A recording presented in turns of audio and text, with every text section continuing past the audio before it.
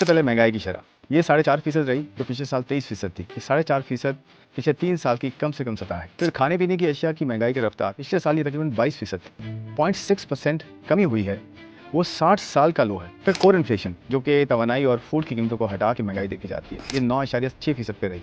पिछले साल ये 19%। फिर फीकस आमदनी जिसे पर कैपिटल इनकम कहते हैं, $1824 पे आ रही है और ये पिछले साल के मुकाबले में 10% इसमें इजाफा है। ये बनती है 42,600 रुपये, जो कि लास्ट ईयर 38,700 रुपये। फिर शरह सूद पिछले साल 22% पे था, आज 11% पे। फिर बजट में सैलरी क्लास के लिए, कॉर्पोरेट सेक्टर के लिए टैक्स में कमी की गई।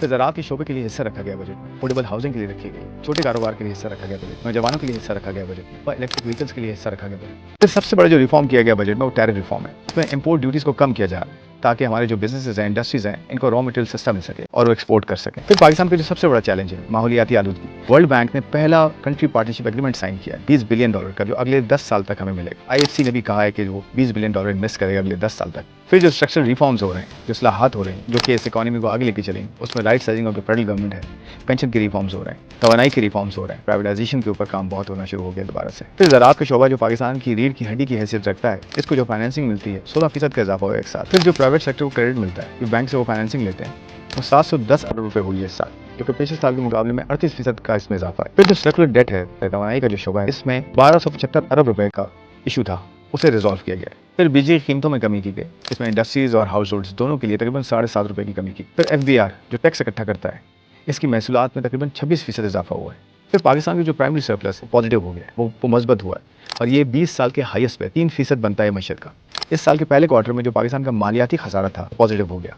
फिर जो पाकिस्तान का बैरूनी खसारा था, पिछले साल $2 अरब था, इस साल $1.8 अरब वो जायद में रहा, यानी कि सरप्लस हुआ, मजबूत रहा और रेमिटेंसेस रिकॉर्ड हाई पे गई।